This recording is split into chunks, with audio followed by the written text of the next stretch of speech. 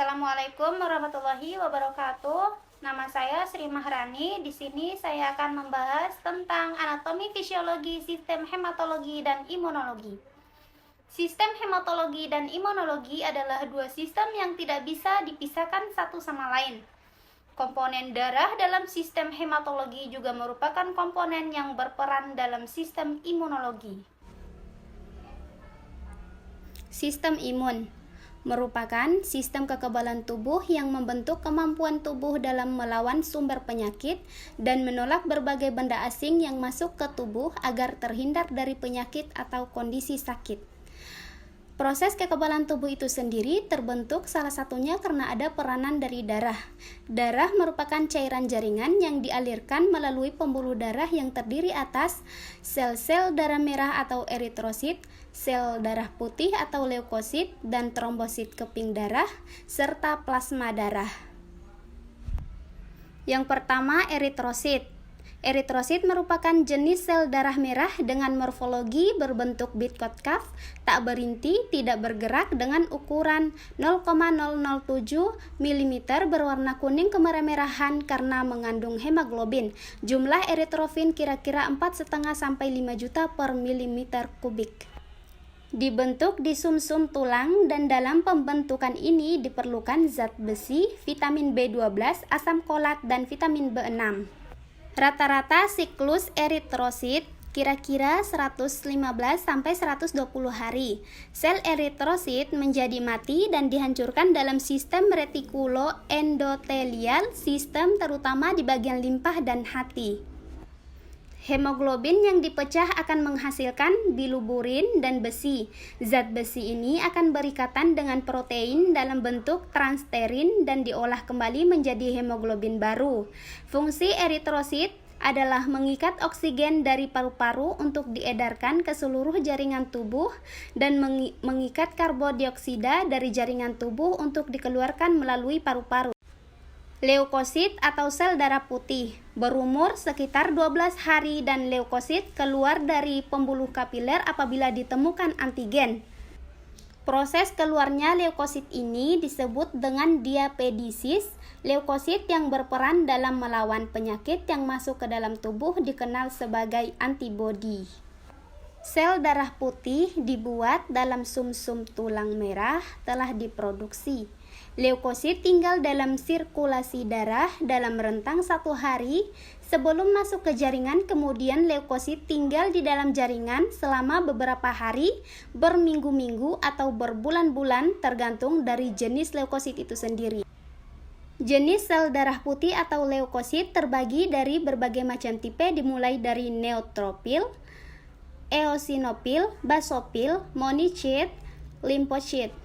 Morfologi leukosit berbentuk bening, tidak berwarna berinti, dengan ukuran lebih besar dari eritrosit, memiliki kemampuan diapedisis dengan perantara kaki palsu atau pseudepodia yang bisa berubah atau bergerak, dan normal leukosit berkisar antara 6.000 sampai 10.000 per milimeter kubik.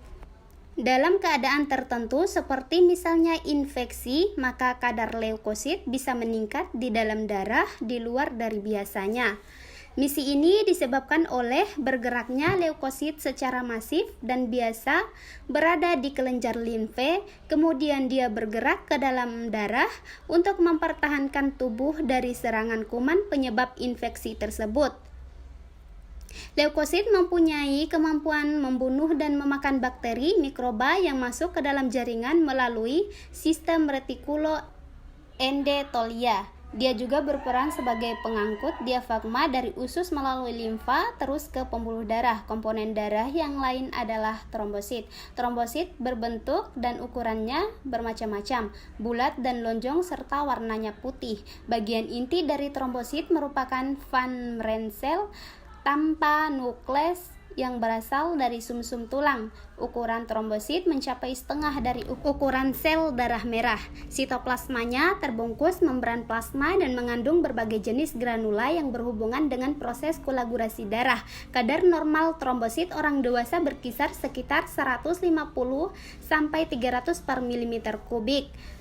Kemudian trombosit memiliki masa hidup dalam darah antara 5 sampai 9 hari.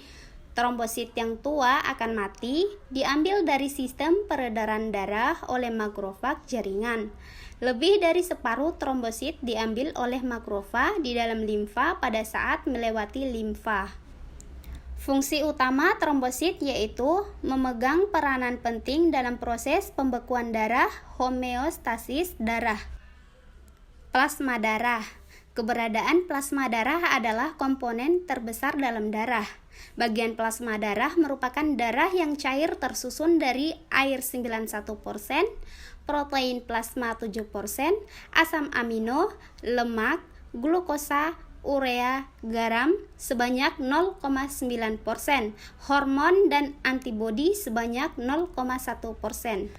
Protein plasma mencapai 7% dari plasma dan merupakan satu-satunya unsur pokok plasma yang tidak dapat menembus membran kapiler untuk bisa mencapai sel. Fungsi plasma darah yaitu mengangkut makanan ke sel-sel serta membawa sisa pembakaran ke sel-sel tempat pembuangan dan berperang menghasilkan zat kekebalan tubuh terhadap penyakit atau zat antibodi. Terdapat 3 jenis protein plasma, yang pertama albumin, globulin, dan fibrinogen.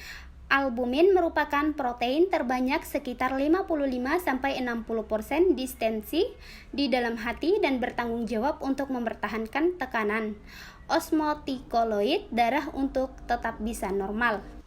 Globulin membentuk sekitar 30% protein plasma dengan fungsi utama sebagai molekul pembawa lipid, beberapa hormon, berbagai substrat, dan zat penting lainnya, sedangkan gamma globulin atau imunoglobulin berperan sebagai antibodi.